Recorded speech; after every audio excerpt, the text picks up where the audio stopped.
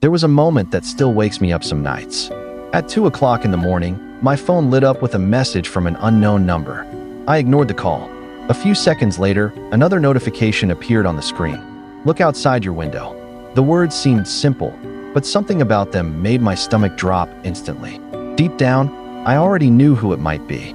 And if I was right, then the man standing somewhere outside my house had followed me all the way from a place he should never have known existed.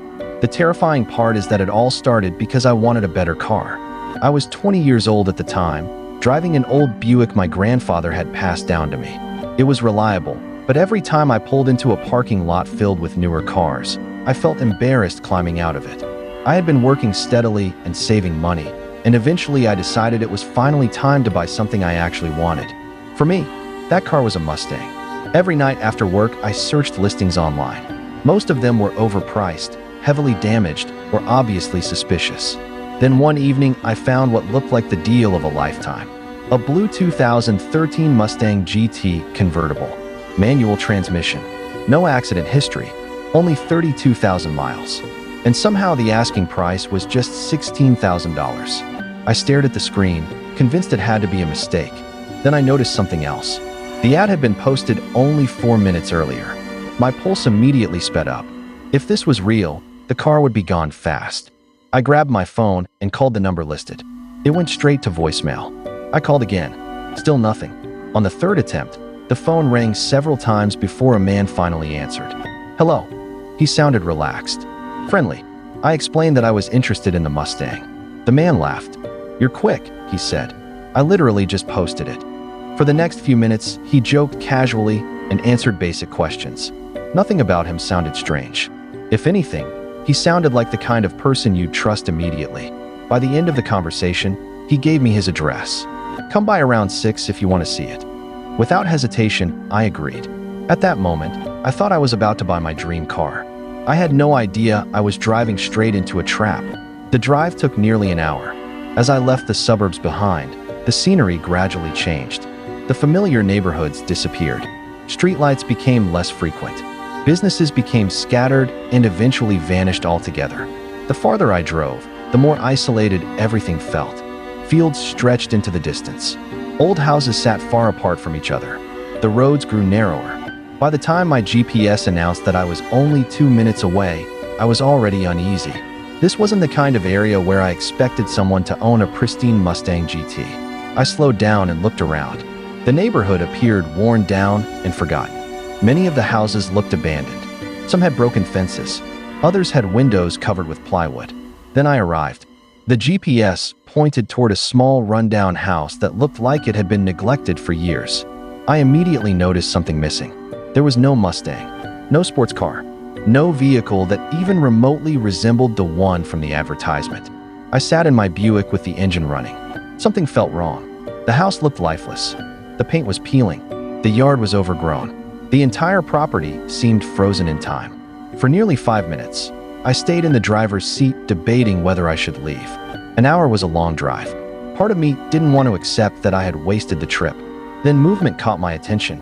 A curtain shifted inside one of the windows. A moment later, the front door opened. A man stepped outside. He looked to be in his 50s. He waved. Then he smiled. Oddly enough, he appeared completely normal. That single detail lowered my guard.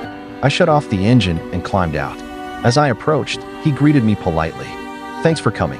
Where's the Mustang?" I asked. "In the garage," he replied immediately. That answer should have reassured me. Instead, it raised another question.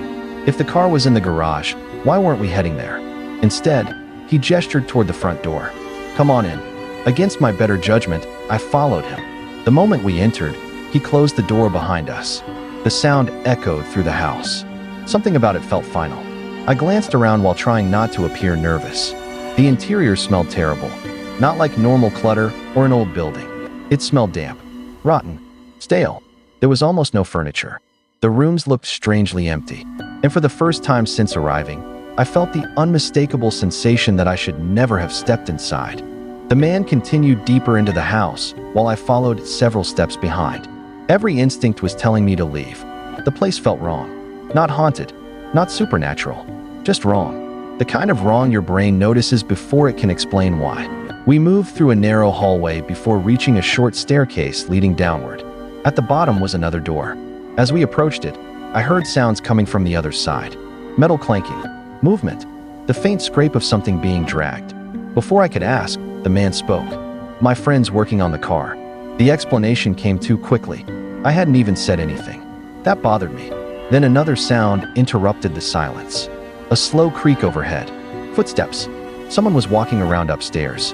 The man glanced toward the ceiling. Oh, that's probably my wife. Again, he explained something I hadn't questioned. Again, it felt rehearsed. A chill crawled across the back of my neck. I suddenly became aware of how isolated I was. No neighbors nearby, no friends with me, no one who knew exactly where I was. The man reached for the doorknob. I held my breath. The door swung open.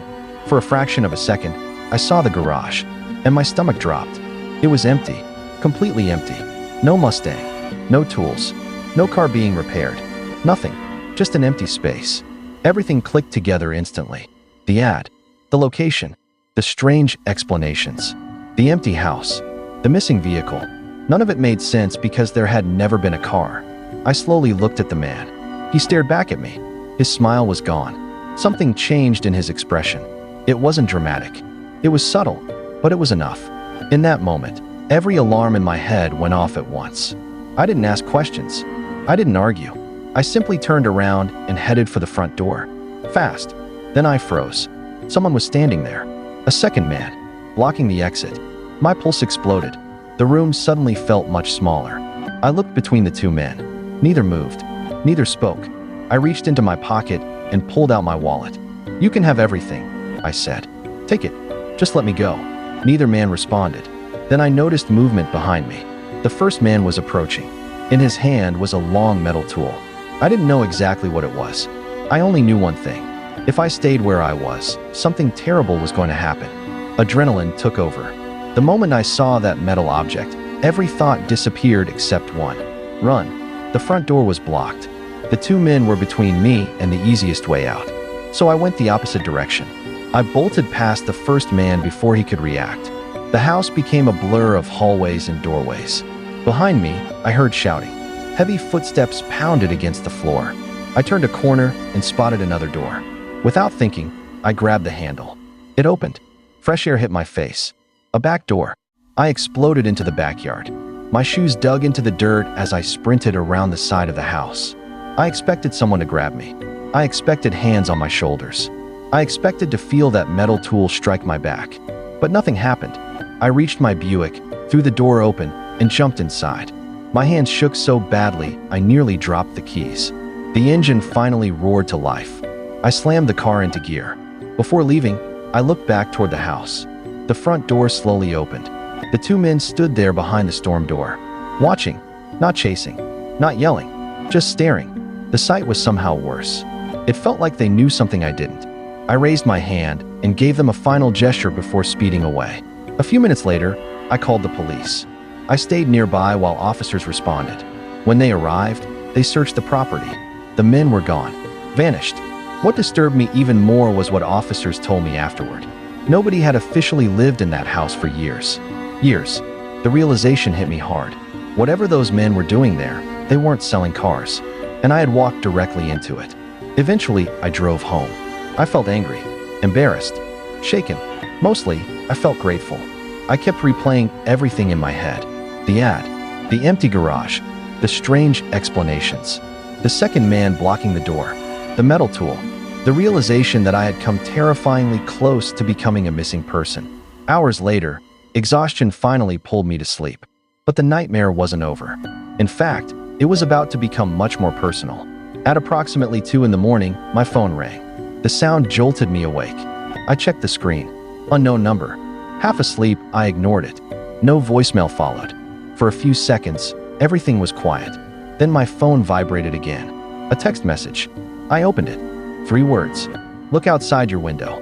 Every trace of sleep vanished instantly. I stared at the message. A cold feeling settled into my chest. I didn't want to look. Part of me already knew. The timing. The unknown number. The events earlier that evening. It couldn't be a coincidence. My blinds were closed. Beyond them was darkness. And possibly someone watching. Instead of checking the window, I called the police. If the sender was outside, I wanted him to know officers were already on the way. Thankfully, they responded incredibly fast. Within minutes, patrol cars arrived. Blue and red lights flashed across the neighborhood. Officers began searching the property. I waited inside, barely breathing. Every creak of the house made me jump. Every shadow seemed threatening. Then came the update. They found him. He was hiding in the bushes directly outside my window. The same man, the one from the house, the one who claimed he was selling the Mustang. The realization was horrifying. He knew where I lived. Somehow, after I escaped, he had tracked me down and traveled to my house. Police arrested him on the spot. His name was Tony Schelling, and according to investigators, he was indeed the same individual I had met earlier that evening. Even now, years later, I still think about how differently that day could have ended. If I had ignored my instincts, if I had hesitated a few more seconds, if that back door hadn't been unlocked. I don't know what those men intended to do. I only know that the Mustang never existed. The advertisement was bait, and I was the target. What began as a search for a dream car turned into the most terrifying experience of my life. So if there's one lesson I took away from that night, it's simple. When something feels wrong, trust that feeling. A deal that looks too good to be true usually is. And sometimes, the cost of finding out can be